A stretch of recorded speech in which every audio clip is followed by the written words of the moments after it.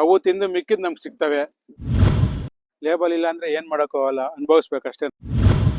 ಮನೆಯವ್ರ ಸಪೋರ್ಟ್ ಯಾವ್ದು ಇಲ್ದಿರಾ ಒಬ್ರೇ ಒನ್ ಮ್ಯಾನ್ ಆರ್ಮಿ ತರ ವ್ಯವಸಾಯ ಮಾಡ್ಕೊಂಡು ತೋಟ ಮಾಡ್ತಿದಾರೆ, ಬೇರೆ ಕಡೆ ಕೆಲ್ಸ ಮಾಡ್ಕೊಂಡು ಇಲ್ಲಿ ನಿಭಾಯಿಸ್ತಿದಾರೆ. ಇದು ಕುಂಬಳಕಾಯಿ 2.5 ತಿಂಗಳು ಬೆಳೆ, ಎಲ್ಲ 20,000 ಬಿದ್ದಿದೆ. ಈಸಿ, ಸಿಕ್ಕಾಪಟ್ಟೆ ಈಸಿ. ಒಂದ್ಸರಿ 2 ಸರಿ ಔಷಧಿ ಹೊಡೆದ್ರೆ ಸಾಕು, ಬೆಳೆ ಬಂದ್ಬಿಡ್ತದೆ. ಪ್ರೆಸೆಂಟ್ ಈಗ ಕುಂಬಳಕಾಯಿ ಇದೆ, ಸೆಂಟೆಲ್ಲ ಇದೆ, ಪನ್ನೀರ್ ಪತ್ರೆ ಇದೆ, ತೊಗರಿ ಒಂದಷ್ಟು ಹಾಕೊಂಡಿದಿರಿ. ಹಾಯ್ ಎಲ್ರಿಗೂ ನಮಸ್ತೆ, ನಾನು ನಿಮ್ಮ ಪುಟಾಣಿ ರೈತ ಆಕಾಶ್. ವ್ಯವಸಾಯ ಮನೆ ಮಂದಿ ಸಹಾಯ ಅಂತಾರೆ, ಹೌದು ನಿಜನೇ ಅಲ್ವಾ? ಯಾಕೆ ಈ ಮಾತು ಹೇಳ್ದೆ ಅಂದ್ರೆ, ಎಕ್ಸಾಂಪಲ್ ನಂದೇ ತಗೊಳ್ಳಿ. ನನಗೆ ಮತ್ತೆ ನಮ್ಮ ಅಪ್ಪನಿಗೆ ವ್ಯವಸಾಯ ಮೇಲೆ ಇಂಟ್ರೆಸ್ಟ್ ಇತ್ತು, ಅದಕ್ಕೆ ನಾವು ರೋಸ್ ತೋಟ ಮಾಡಿದೀವಿ. ಈಗ ನಾವಿಬ್ರೇ ಕೆಲಸ ಮಾಡ್ತಿಲ್ಲ ತೋಟದಲ್ಲಿ, ಸಾಲದು ಅಂತ ನಮ್ಮ ಅಮ್ಮನ ನಮ್ಮ ಅಕ್ಕನ ಅವ್ರನ್ನೆಲ್ಲ ತೋಟ ಕರ್ಕೊಂಬಂದು ಸಾಯಿಸ್ತಾ ಇದೀವಿ. ಆದ್ರೆ ಇಲ್ಲಿ ಒಬ್ರು ಮನೆಯವ್ರ ಸಪೋರ್ಟ್ ಯಾವ್ದು ಇಲ್ದಿರಾ ಒಬ್ರೇ ಒನ್ ಮ್ಯಾನ್ ಆರ್ಮಿ ತರ ವ್ಯವಸಾಯ ಮಾಡ್ಕೊಂಡು ತೋಟ ಮಾಡ್ತಿದಾರೆ. ಅದು ಬರೀ ತೋಟ ಮಾಡ್ತಿಲ್ಲ, ಬೇರೆ ಕಡೆ ಕೆಲ್ಸ ಮಾಡ್ಕೊಂಡು ಇಲ್ಲಿ ನಿಭಾಯಿಸ್ತಿದಾರೆ. ಅವ್ರಿಗೆ ಎಷ್ಟು ಕಷ್ಟ ಆಗುತ್ತೆ, ಇಷ್ಟೆಲ್ಲ ಅರ್ನ್ ಮಾಡ್ತಾರೆ, ಅವ್ರ ಎಕ್ಸ್ಪೀರಿಯನ್ಸ್ ಹೇಗಿರುತ್ತೆ ಅಂತ ಕೇಳಿ ತಿಳ್ಕೊಳ್ಳೋಣ ಬನ್ನಿ. ನಿಮ್ಮ ಹೆಸರು? ನನ್ನ ಹೆಸರು ಲಕ್ಷ್ಮೀಪತಿ, ಶಿವಪುರ, ದೊಡ್ಡಬಳ್ಳಾಪುರ ತಾಲೂಕು. ಮತ್ತೆ ಎಷ್ಟು ವರ್ಷದಿಂದ ತೋಟ ಮಾಡ್ತಾ ಇದೀರಿ ನೀವು? ನಾವು ಒಂದು 5 ವರ್ಷದಿಂದ ಮಾಡ್ತಾ ಇದ್ದೀರಿ. ಮುಂಚೆ ರಾಗಿ ಎಲ್ಲ ಬೆಳೀರಿ, ಈಗ ಬೋರ್ ಹಾಕಿ ತೋಟದ ಕೆಲಸ ಮಾಡ್ತಾ ಇದ್ದೀವಿ. ಎಷ್ಟು ಜಮೀನು ನಿಮ್ದು? ಜಮೀನು ಎಷ್ಟು ಜನ? ನಮ್ದು 1.5 ಎಕರೆ ಇದೆ, ಬೇರೆಯವ್ರದ್ದು ಲೀಸ್ಗೆ ಹಾಕೊಂಡಿದ್ದೀನಿ 1.5 ಎಕರೆ. ನೀರಿಗೆಲ್ಲ ಏನ್ ತೊಂದ್ರೆ ಇಲ್ವಾ? ನೀರು ಬೋರ್ವೆಲ್ ಇದೆ, ನೀರು 2 ಇಂಚು ಬರುತ್ತೆ. ಮುಂಚೆ ಏನ್ ಬೆಳೆ ಬೆಳೆದಿರಾ? ಮುಂಚೆ ಎಲ್ಲ ರಾಗಿ ಬೆಳೀತಾ ಇದ್ರೆ, ಈಗ ಬೋರ್ ಹಾಕಿ ತೋಟ ಬೆಳೆ ಮಾಡ್ತಾ ಇದ್ದೀವಿ. ಈಗ ಪ್ರೆಸೆಂಟ್ ಏನ್ ಬೆಳೆ ಇದೆ? ಪ್ರೆಸೆಂಟ್ ಈಗ ಕುಂಬಳಕಾಯಿ ಇದೆ, ಸೆಂಟೆಲ್ಲ ಇದೆ, ಪನ್ನೀರ್ ಪತ್ರೆ ಇದೆ, ತೊಗರಿ ಒಂದಷ್ಟು ಹಾಕೊಂಡಿದಿರಿ. ಈಗ ನೀವು ಕೆಲ್ಸಕ್ಕೆ ಬೇರೆ ಹೋಗ್ತೀರಾ, ವ್ಯವಸಾಯ ಬೇರೆ ಮಾಡ್ತೀರಾ, ಹೆಂಗ್ ನಿಭಾಯಿಸ್ತೀರಲ್ಲ? ಕಂಪ್ನಿ ಕೆಲಸ ಹೋಗ್ತಾ ಇದ್ದೀನಿ. ಶಿಫ್ಟ್ ಇದೆ, first shift, second, night shift. First shift ಇದ್ದಾಗ ತೋಟದಲ್ಲಿ ಏನು ಕೆಲಸ ಮಾಡೋಕ್ಕಾಗಲ್ಲ, ಸೆಕೆಂಡು ನೈಟ್ ಶಿಫ್ಟ್ ಇದ್ದಾಗ ಸ್ವಲ್ಪ ತೋಟದಲ್ಲಿ ಕೆಲಸ ಮಾಡ್ತೀನಿ. ಈಗ ನಿಮ್ಗೆ ಲೇಬರ್ ಸಿಕ್ಕಿಲ್ಲ ಅಂದ್ರೆ ಸಡನ್ ಆಗಿ ಏನ್ ಮಾಡ್ತೀರಾ? ಆ ಕಡೆ ಇದಕ್ಕೆ ಬೇರೆ ಹೋಗ್ಬೇಕು, ಕೆಲ್ಸಕ್ಕೆ ಬೇರೆ ಹೋಗ್ಬೇಕಾಗುತ್ತೆ, ಏನ್ ಮಾಡ್ತೀರಾ, ಹೆಂಗ್ ನಿಭಾಯಿಸ್ತೀರಾ? ಇವಾಗ ಲೇಬರ್ದೇ ನಮ್ಗೆ ತೊಂದರೆ ಜಾಸ್ತಿ ಆಗಿರೋದು. ಲೇಬಲ್ ಇಲ್ಲ ಅಂದ್ರೆ ಏನ್ ಮಾಡೋಕ್ಕಾಗಲ್ಲ, ಅನುಭವಿಸ್ಬೇಕಷ್ಟೇ ನಾವು. ಲೇಬಲ್ ಸಿಕ್ಕಿದಾಗ ಒಂದು 100 ರೂಪಾಯಿ ಕೇಳತ್ತವ ಕೂಲಿ, ಅವ್ರಿಗೆ 150 ರೂಪಾಯಿ ಕೊಟ್ಟು ಕರ್ಕೊಂಡ್ ಬರ್ಲೇಬೇಕು. ನಾವು ಕೆಲಸ ಮಾಡಿಸ್ಕೊಂಡ್ಲೇಬೇಕು. ಒಬ್ಬರಿಂದ ಎಷ್ಟು ಕೆಲಸ ರಜಾ ಹಾಕ್ಬಿಡ್ತೀರಾ? ಕೆಲಸ ಜಾಸ್ತಿ ಇದ್ರೆ, ತೋಟದ ಕೆಲಸ ಇದ್ರೆ ರಜಾ ಹಾಕೊಂತೀನಿ. ಈಗ ಪ್ರೆಸೆಂಟ್ ಆಗಿ ಹೂವ ಅಂದ್ರೆ ಮುಂಚೆ ನಾನು ನೋಡ್ದಂಗೆ ನೀವು ತರಕಾರಿ ಬೆಳಿತಿದ್ರಿ, ಈಗ ಹೂವು ಬರೋಕೆ ಕಾರಣ? ತರಕಾರಿ ಅಂದ್ರೆ ಒಂದು ವೀಕ್ ಇಷ್ಟು ಅಷ್ಟೇ ತರಕಾರಿ ರೇಟು. ಅದು ಒಂದು ವೀಕಲ್ಲಿ ಎಂತ ತರಕಾರಿನಲ್ಲಿ ಖಾಲಿ ಮಾಡ್ಕೊಬೇಕು. ಹೂವು ಅಂದ್ರೆ ಒಂದು ತಿಂಗಳು 2 ತಿಂಗಳವರೆಗೂ ಇರ್ತದೆ. ಈ ವೀಕ್ ಇಲ್ಲ ಅಂದ್ರೆ ನೆಕ್ಸ್ಟ್ ವೀಕ್ ಅದು ಸಿಗ್ತದೆ. ಒಂದು ಹಬ್ಬ ಇರ್ತದ, ಏನಾದ್ರು ಪ್ರೋಗ್ರಾಮ್ ಇದ್ದೇ ಇರ್ತದೆ, ಅದು ರೇಟ್ ಸಿಗ್ತದೆ. ಸೊ ಈಗ ನೀವು ತರಕಾರಿಗೆ ರೇಟ್ ಸಿಕ್ತಿಲ್ಲ ಅಂದ್ಬಿಟ್ಟು ಹೂವು ಬಂದ್ಬಿಟ್ಟಿದ್ದೀರಾ. ತರಕಾರಿ ಅಂದ್ರೆ ಕುಂಬಳಕಾಯಿ ಒಂದೇ, ಇಲ್ಲ ಅಂದ್ರೆ ಅವರೆಕಾಯಿ ಬೆಳಿತೀರಿ. ಈಗ ಕುಂಬಳಕಾಯಿ ಬೆಳೆದಿದ್ದೀರಾ, ಇದು ಎಷ್ಟು ತಿಂಗಳು ಬೆಳೆ ಅಣ್ಣ ಇದು?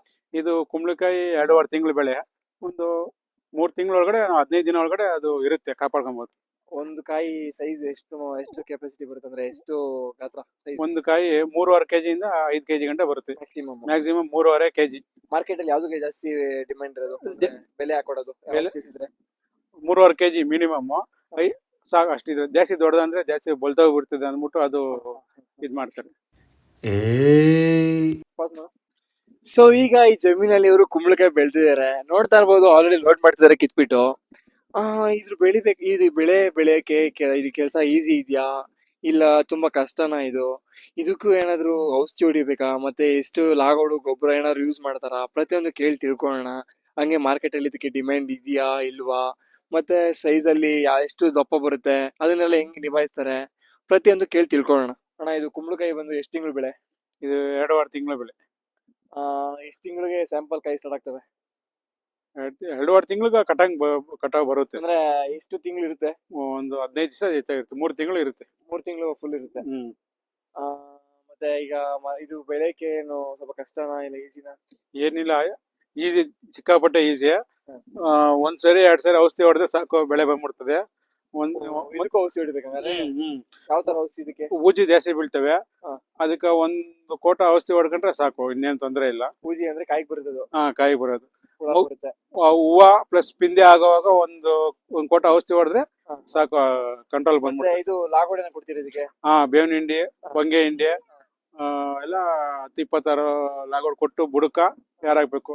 ಗಿಡ ನಾಟಿ ಮಾಡಿ ಬೀಜ ಉಣಿ 20 ರಿಂದ 25 ದಿವಸ ಒಳಗಡೆ ಬುಡಕ್ ಲಾಗೋಡು ಅವೆಲ್ಲ ಕೊಟ್ಟು ಯಾರು ಹಾಕ್ಬೇಕು ಅಷ್ಟೇ. ಮತ್ತೆ ಇನ್ನ ರೇಟ್ ವಿಚಾರ ಬಂದ್ರೆ ರೇಟ್ ಹಿಂಗೆ? ರೇಟು ಅದು ಮಾರ್ಕೆಟ್ ಪ್ರೈಸ್ ನಮ್ಗೆ ಗೊತ್ತಾಗಲ್ಲ. ಮಾರ್ಕೆಟ್ ಅಲ್ಲಿ ನಮ್ ಸಿಂಗಲ್ ಒಂದ್ ಕಾಯಿ ತಗೊಂಡೋದ್ರೆ ರೇಟ್ ಜಾಸ್ತಿ ಇರುತ್ತೆ.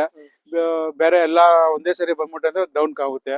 ಸೊ ಈಗ ನಾವ್ ಹೇಳ್ತಾ ಇರೋದು ಮಾರ್ಕೆಟ್ ಅಲ್ಲಿ ಜಾಸ್ತಿ ಸಪ್ಲೈ ಇದ್ರೆ ನಿಮ್ದು ಡಿಮ್ಯಾಂಡ್ ಇರುತ್ತೆ ಅಂತ ಅರ್ಥ. ಹಾ, ನಿಮ್ಗೆ ಸ್ಟಾರ್ಟಿಂಗ್ ಏನ್ ಬೆಲೆ ಸಿಕ್ಕಿದೆ? ಸ್ಟಾರ್ಟಿಂಗ್ ಆಗ್ಬೇಕು ಸ್ಟಾರ್ಟಿಂಗ್ ಅಲ್ಲಿ ಸುಮಾರು ಒಂದು ಟನ್ ಕಿತ್ಕೊಂಡೋದೆ, ಹಾ. 12 ರೂಪಾಯಿ ಕೆಜಿ ಹೋಯ್ತು. ಹಾ. ಈಗ ಮೊನ್ನೆ ಕಿತ್ಕೊಂಡೋದೆ 10 ರೂಪಾಯಿ ಬಂತು. ಇವತ್ತು ಕಿತ್ಕೊಂಡೋದೆ 6 ರೂಪಾಯಿ 7 ರೂಪಾಯಿ ಸಿಗ್ತಾ ಇತ್ತು ಒಂದ್ ಕೆಜಿಗೆ. ಸೊ ಈಗ ಬರ್ತಾ ಬರ್ತಾ ಬರ್ತಾ ಹಾ. ಪೂರ ಕಡಿಮೆ ಆಯ್ತು. ಮಾರ್ಕೆಟ್ ಅಲ್ಲಿ ಪಾಂಡವಪುರ ಕಾಯಿ ಬೇರೆ ಬಂದಿದೆ. ಆ ಕಾಯಿ ಬಂದಿರೋ ದೆಸೆಯಿಂದ ನಮ್ ಲೋಕಲ್ ಮಾರ್ಕೆಟ್ ಜಾಸ್ತಿ ಡೌನ್ ಆಗ್ಬಿಟ್ಟಿದೆ. ಮಾರ್ಕೆಟ್ ಅವ್ರು ಬೇರೆ ಕಡೆಯಿಂದ ಜಾಸ್ತಿ ತರ್ಸ್ಕೊಂಡ್ರು. ಹಾ, ಬೇರೆ ಕಡೆಯಿಂದ ಜಾಸ್ತಿ ಬಂದಿದೆ. ನಾನೊಂದು ಕಾಯಿ ನೋಡಿದೆ, ಅದು ಏನಾಗಿದೆ ಬಂದು ತೋರಿಸ್ತೀನಿ ಬನ್ನಿ. ಉಜ್ಜಿ ತಿಂತವೆ, ಊಜಿ ಒಂದಷ್ಟು ತಿಂದಾಕ್ತವೆ, ಹೆಗಣ ಬರ್ತವೆ, ಮತ್ತೆ ಉಡ್ತಿಗಳು ಸಿಗ್ತವೆ. ಅವು ತಿಂದು ಮಿಕ್ಕಿದ್ ನಮ್ಗೆ ಸಿಗ್ತವೆ. ಅದನ್ನೆಲ್ಲ ಕಂಟ್ರೋಲ್ ಮಾಡಕ್ಕೆ ನಾವು ಔಷಧಿ ಅವಕ್ಕೇನು ಕಂಟ್ರೋಲ್ ಮಾಡಕ್ ಔಷಧಿ ಹೊಡೆಯಂಗಿಲ್ಲ ಜಾಸ್ತಿ. ಅವು ತಿನ್ಕೊಂಡು ಹೋಗ್ಲಿ ಪಾಪ. ನಾವು ರೈತರು ಅವೆಲ್ಲ ತಿನ್ಕೊಂಡು ಹೋಗ್ಲಿ. ನಾವು ಬೆಳ್ದಿದ್ ತಿನ್ಲಿ. ಕೇಬಲ್ ಎಲ್ಲ ಕಟ್ ಮಾಡ್ತೇವೆ, ವೈರ್ ಎಲ್ಲ ಕಟ್ ಮಾಡ್ತೇವೆ, ಅವೆಲ್ಲ ಮಾಡಂಗಿಲ್ಲ. ನಾವು ಏನೇನ ಬೆಳಿತೀರ ಅದೆಲ್ಲ ತಿನ್ಲಿ ಸಂತೋಷ. ಆದ್ರೆ ಬೇರೆ ಅವೆಲ್ಲ ಡ್ರಿಪ್ ವೈರ್ ಎಲ್ಲ ಕಟ್ ಆಗ್ತವೆ, ನೀರ್ ಜಾಸ್ತಿ ಹೋಗ್ತವೆ, ಗಿಡ ನೀರ್ ಜಾಸ್ತಿ ಹೋಗಿತ್ತವ, ಗಿಡ ಜಾಸ್ತಿ ನೀರ್ ಕುಡ್ದು ಅದು ಜಾಸ್ತಿ ಗಿಡ ಎಲ್ಲ ಜಾಸ್ತಿ ಹೋಗ್ಬಿಡ್ತವೆ. ಅದರಿಂದ ತೊಂದರೆ ಆಗ್ತದೆ.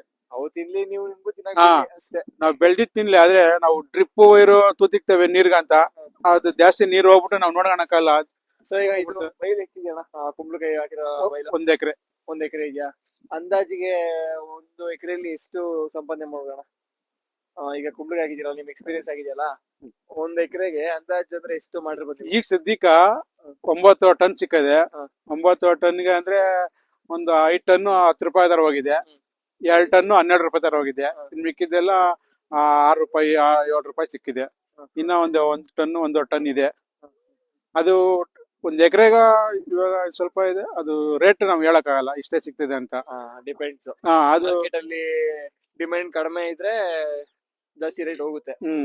ಅದು Supply ಕಡಿಮೆ ಇರ್ಬೇಕು. ಮಾರ್ಕೆಟ್ ಪ್ರೈಸ್ ನಮ್ಗೆ ಗೊತ್ತಾಗಲ್ಲ. ಬೆಳೆಯೋದ್ ಮಾತ್ರ ಬೆಳೀತೆ. ಸುಮಾರು ಇವಕ್ಕೆ 9 ಟನ್ ಸಿಕ್ಕಿದೆ. ಇನ್ನ 1 ಟನ್ 2 ಟನ್ ಇದೆ.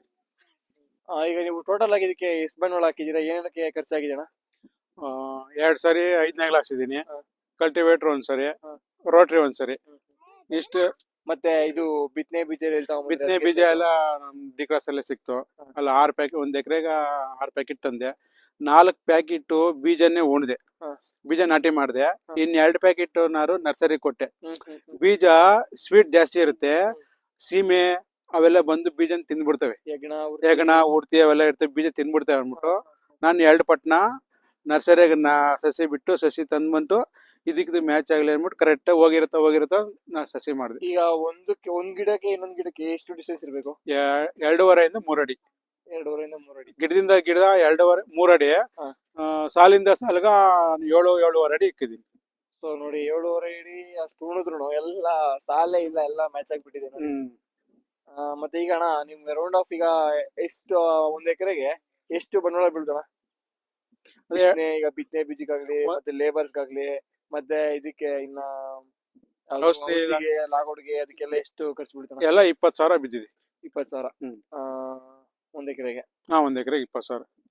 ಲಾಭ ಆಗುತ್ತಲ್ವಾ ಹಂಗಾದ್ರೆ? ಲಾಭ ಖರ್ಚು ಕಡಿಮೆ, ಲಾಭ ಸ್ವಲ್ಪ ಜಾಸ್ತಿ. ಲಾಭ ಸ್ವಲ್ಪ ಪರವಾಗಿಲ್ಲ ಸಿಕ್ಕಿದೆ. ಏನಂದ್ರೆ ನಿಮ್ ಲಕ್ ಇದ್ರೆ ಇನ್ನು ಜಾಸ್ತಿ ಇನ್ನ ಜಾಸ್ತಿ ಆಗುತ್ತೆ. ಮಾರ್ಕೆಟ್ ಅಲ್ಲಿ ಲಾಸ್ಟ್ ಇಯರ್ 80,000 ಸಿಕ್ಕಿತ್ತು 1 ಎಕರೆಗೆ. 1 ಎಕರೆಗೆ ಈ ಸರಿ ಒಂದು 60,000 ಸಿಕ್ಕೈತೆ. ಯಾಕಂದ್ರೆ ಮಾರ್ಕೆಟ್ ಅಲ್ಲಿ ಬೇರೆ ಕಡೆ ಜಾಸ್ತಿ ಬಂದ್ಬಿಟ್ಟಿದೆ. ಲಾಸ್ಟ್ ಮಾರ್ಕೆಟ್ ಅಲ್ಲಿ ಪಾಂಡವಪುರ ಕಾಯಿ ಬೆಳೆ ಬಂದಿದೆ. ಈಗ 20,000 ಬಂಡವಾಳ ಹಾಕಿ ಪರವಾಗಿಲ್ಲ, ಪ್ರಾಫಿಟ್ ಆಗಿದೆ. ಇದಕ್ಕೆ ಸ್ವಲ್ಪ 2.5 ತಿಂಗಳು ಬೆಳೆ ಪರವಾಗಿಲ್ಲ, ಚೆನ್ನಾಗೈತೆ. ಈಗ ನೀವು ಫ್ಯಾಕ್ಟ್ರಿಗೆ ಹೋಗಿದ್ರೆ ಅಷ್ಟು ಸಂಪಾದನೆ ಆಗತ್ತಾ? ಯಾಕಂದ್ರೆ ಒಂದಷ್ಟು ಜನ ಹೇಳ್ತಾರೆ ರೈತರು ಇದ್ರೆ ಏನು ವರ್ಕೌಟ್ ಆಗಲ್ಲ ಅಂದ್ರೆ ಇದು ನಮ್ದು ಒಂಥರ ನೆಮ್ಮದಿ. ಬೆಳಿಗ್ಗೆ 6 ಗಂಟೆಯಿಂದ ಬಂದು 10 ಗಂಟೆ 11 ಗಂಟೆ ಕೆಲಸ ಮಾಡ್ತೀನಿ. ಮನೆಗೆ ಹೋಗ್ತೀನಿ, ಸ್ವಲ್ಪ ಹೊತ್ತು 2 ಅವರ್ 3 ರೆಸ್ಟ್ ತಗೊಂಡು ತಿರ್ಗಾ ಮತ್ತೆ 4 ಗಂಟೆ ಬರ್ತೀನಿ. ಫ್ಯಾಕ್ಟ್ರಿ ಅಂದ್ರೆ ಹಂಗಲ್ಲ, ಅದು ಫಿಕ್ಸ್ಡ್ ಟೈಮ್ ಓದ್ತಾ ಇರ್ಬೇಕು, ಬರ್ತಾ ಇರ್ಬೇಕು. ನಮ್ ಕೆಲಸ ಕಾರ್ಯ ಅವ್ರು ಹೇಳ್ದಂಗೆ ಕೇಳ್ಬೇಕು. ಇಲ್ಲಿ ಬಿಟ್ಟು ಅಲ್ಲಿ ಹೋಗ್ಬೇಕು. ಆದ್ರೂ ನಾನು ಫ್ಯಾಕ್ಟ್ರಿಯಲ್ಲಿ ಸ್ವಲ್ಪ ಎಷ್ಟು 12 ವರ್ಷದಿಂದ ಮಾಡ್ತಾ ಇದೀನಿ. ಒಂದೇ ಕಂಪ್ನಿಯಾಗ 12 ವರ್ಷದಿಂದ. ಅಲ್ಲೂ ಸ್ವಲ್ಪ ಪರವಾಗಿಲ್ಲ, ಹತ್ತ ಇರೋದ್ರಿಂದ ಅದು ಇದು ಮೇಂಟೈನ್ ಮಾಡ್ಕೊಂಡು ಇಲ್ಲಿ ರೇಟ್ ಸಿಕ್ಕಿಲ್ಲಂಗ ಫ್ಯಾಕ್ಟ್ರಿ ಸಂಬಳ ಬರುತ್ತೆ. ಅದು ಫಿಕ್ಸೆಡ್. ಅದು ಅಂದ್ರೆ ಇಲ್ಲಿ ತೋಟದ ಕೆಲಸ ಹೆಂಗೆ ಅಂದ್ರೆ ಒಂಥರ ಲಾಟ್ರಿ. ಸಿಕ್ಕಿದ್ರೆ ಸಿಕ್ತು, ಇಲ್ಲಾಂದ್ರೆ ಇಲ್ಲ. ಅಂದ್ರೆ ಗ್ಯಾರಂಟಿ ಬೆಳೆ ಇವೆಲ್ಲ ಪರವಾಗಿಲ್ಲ. ಅವರೆಕಾಯಿ, ತೊಗರಿ, ಕುಂಬಳಿಕಾಯಿ ಪರವಾಗಿಲ್ಲ ಇರೋದಿಲ್ಲ. ಖರ್ಚು ಕಮ್ಮಿ, ಆರಾಮಾಗಿ ಇರ್ಬೋದು. ಫ್ಯಾಕ್ಟ್ರಿ ಕೆಲಸ ಈ ಕೆಲಸ ಆರಾಮಾಗಿ ಮಾಡ್ಬೋದು. ಸೊ ಈಗ ನೀವು ಕುಂಬಳಕಾಯಿ ಜೊತೆ ಬೇರೆ ಬೆಳೆ ಎಲ್ಲ ಬೆಳ್ಕೊಂಡಿದ್ದೀರಾ, ಏನ್ ಬೆಳ್ಕೊಂಡಿದ್ದೀರಾ ಸದ್ಯಕ್ಕೆ? ಸದ್ಯಕ್ಕ ಈಗ ಸೆಂಟಲ್, ಮತ್ತೆ ಪತ್ರೆ, ಹ. ಮತ್ತೆ ತೊಗರಿ ಹ, ಹ. ಇಷ್ಟಿದೆ. ಸರಿ ಬನ್ನಿ ಅಲ್ಲೆಲ್ಲ ನೋಡ್ಕೊಂಡ್ ಬರೋಣ. ಹ್ಮ್ ಹ್ಮ್